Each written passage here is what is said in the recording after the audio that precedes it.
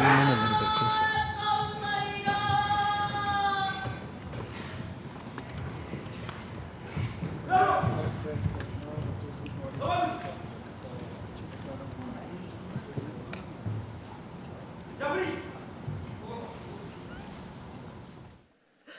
Good morning, everyone.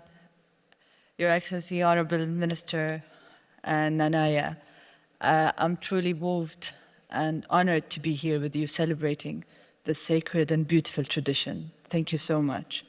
Your Excellencies, ladies and gentlemen, it's truly a pleasure to be welcomed into this diverse and distinguished company and to bear honoured witness to such myriad voices, histories, and new and valuable perspectives.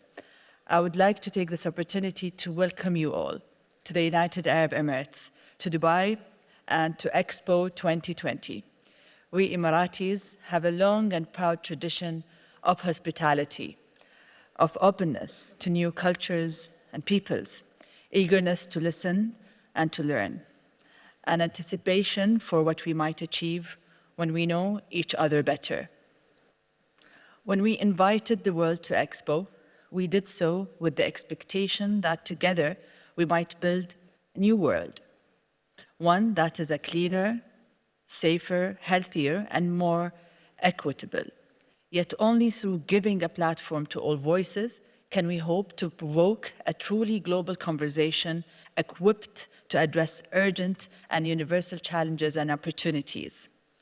Put simply, if we are not all together in the collective pursuit of human dignity, then none of us will truly progress. In this firm knowledge, our Tolerance and Inclusivity Week is designed to ensure a platform for those communities too often overlooked, whether as a result of indifference, ignorance, or worse. Only in this way can we preserve and pass on the wisdom and values of our ancestors, lessons learned over centuries, yet too easily discarded amid the pressure and presumptions of the ever-changing now. It is knowledge founded on a respect for the land upon which we are born, where our roots run deep, whether through rich brown earth or fine desert sand, and where we are innately aware that need of maintain balance with the natural world upon which we depend. It is based, ladies and gentlemen, on our remembrance and observance of tribal life, customs and practices woven throughout a national fabric that binds us together in solidarity, a strength tested over countless generations of social, political, and economic change. It is this strength that we bring to bear today, and that we each share with so many others in this room.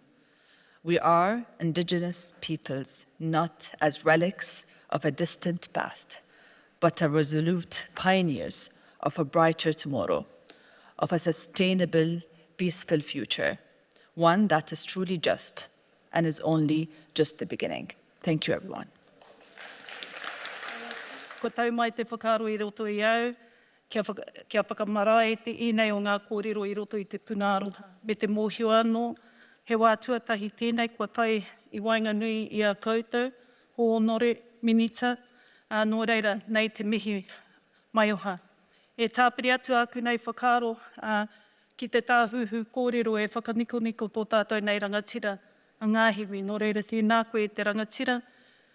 Nau I waihanga tēnei whakaaro nui ki roto I a mātou kei Aotearoa me tai atinana mai ki tēnei kaupapa. Kia whakakanohi mai te ao Māori ki tēnei ki Wainganui I ngā iwi taketake o konei ki rungi te papa whenua nei. Nō reira tēnā koe tēnā tātou katoa. Mai e te tipua, mai e te tawhito, mai e te kāhui o ngā ariki, mai e te tāwhiwhi ki ngā atua. Assalamu alaikum, greetings to you all, and it's a pleasure to be with you here today. I want to start by acknowledging Her Excellency Noura Al Kaabi, Minister of Culture and Youth. It's no coincidence that you're here because your population is very young, 60% under 30, I understand.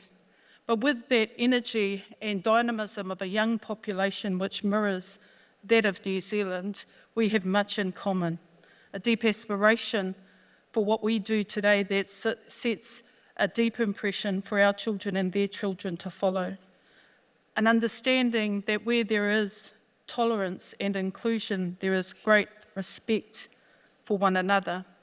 A deep understanding that with our young people come the dreams, hopes and aspirations of the future we want to build together. So thank you for being here. I also want to acknowledge New Zealand's Ambassador to the UAE, Matthew Hawkins. Thank you for looking after me. The Government of the United Arab Emirates and the Emirati people for your warm welcome and hospitality to myself and to the delegation of Ngāhiwi Tomoana. And he said to me, you know what, they are treating us like brothers and sisters, like family. And for us, that is special. And as hosts of this Dubai Expo, can I just say for the brief 10 or so minutes that I drove around to witness the magnitude of this small city of pavilions, it is a huge undertaking, and I certainly want to congratulate you on that effort. The United Arab Emirates is an important partner for Aotearoa New Zealand, bound in connection, hononga.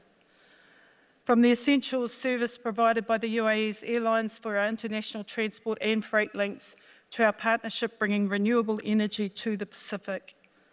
Culture also connects us with several similarities between Emirati, Bedouin and Māori, including the similar traditional greeting, the hongi, where the noses press, to signal the sharing of breath.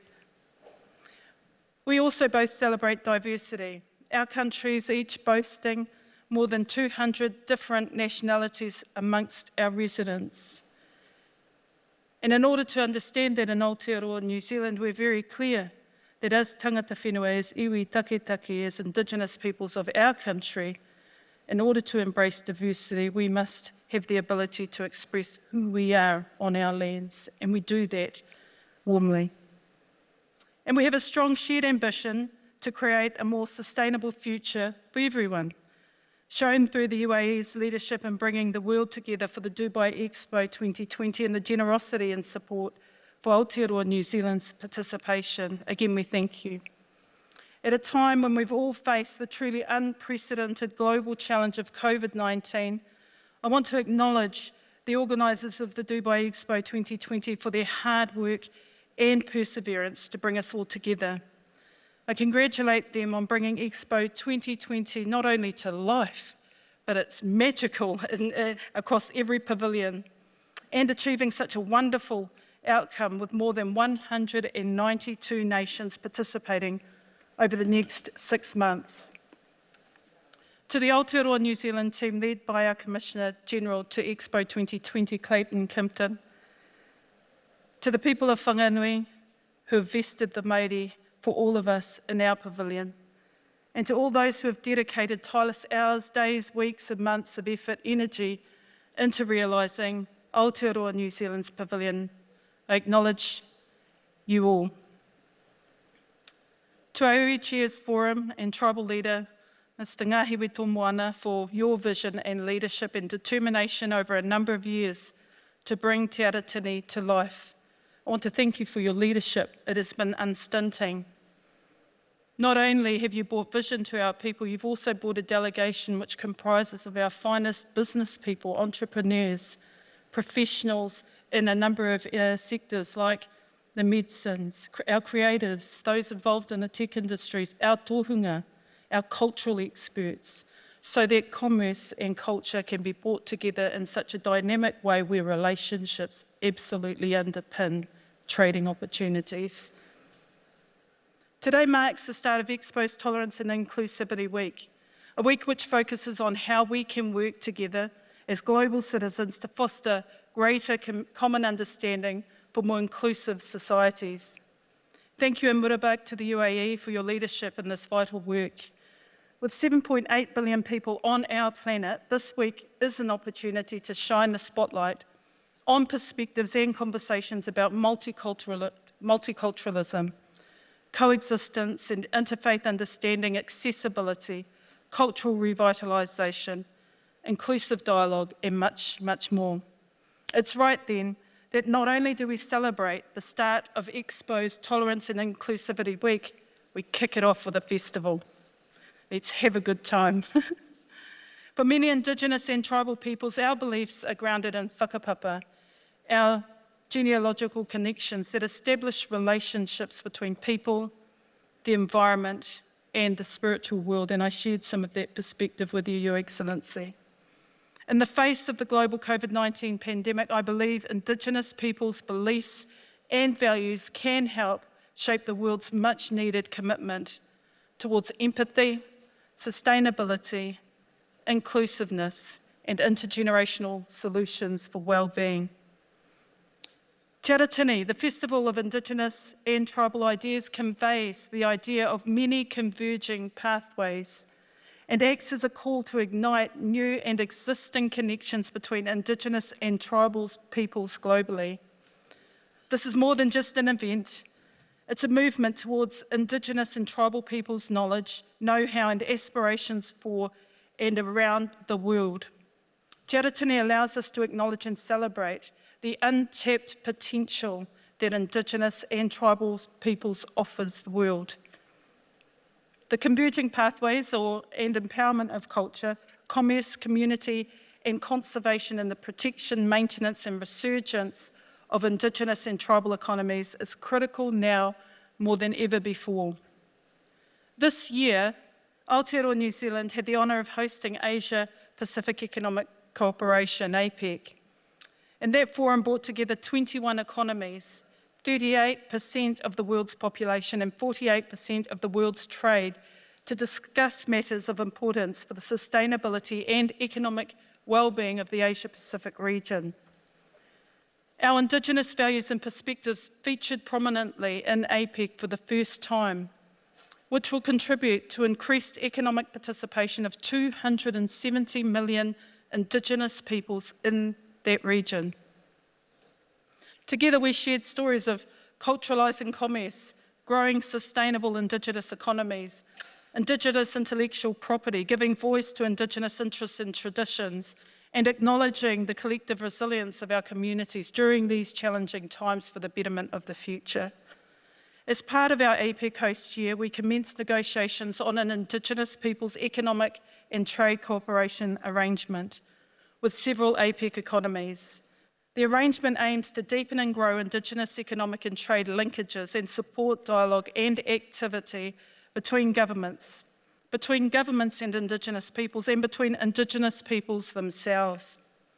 It signals political commitment to promote inclusive economic development and intergenerational well-being of Indigenous peoples in alignment with shared Indigenous values.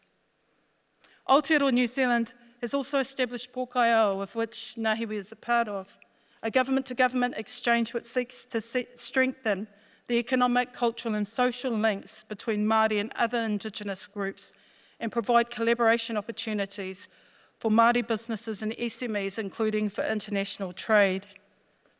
The first landmark arrangement under this program was established with Australia just last year, and I'm thrilled to see the benefits of both our Indigenous peoples, and procurement has been at the heart of that arrangement. Your Excellency, if perhaps by any chance we might manifest the opportunity for culture and commerce to coincide at this expo in a very unique way, where we can build on our relationship and our intergenerational commitment towards sustainable, inclusive economic recovery. Let's talk about what that pathway could look like in a more formal manner. The United Nations has a crucial role in elevating the voice of Indigenous peoples globally, and I'm honoured to share the stage today with Noura, Chair of the United Nations Permanent Forum on Indigenous Issues. Aotearoa New Zealand is proud to be signatory of UNDRIP. My government is currently considering, under the leadership of Minister of Māori Development, the way in which Māori can meet our obligations on this declaration, and I look forward to hearing from and on her experiences when we talk later. These initiatives are important and exciting, and I map them out for you because we have a plan. We have a plan for Indigenous people, and we have a plan for the way in which Māori can engage with Indigenous people. And these are just the beginning steps.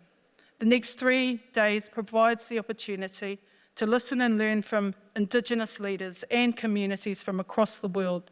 Let's ensure that this is the beginning of a very fruitful conversation, an enduring set of relationships where culture and commerce not only collide, but they coincide to ensure that the next steps for our children and their children are strong, are thriving, are prosperous. Te Aratini should chart the course for a continued Indigenous involvement in international affairs to create a world that embraces shared, sustainable and radically inclusive prosperity. Nō reira, kua pari ngā tai, kua timu ngā tai, he tai ope, he tai roa, e kumea mai nei i te Tainui, kia eke panuku, eke tangaroa, haumi e, hui e, tai.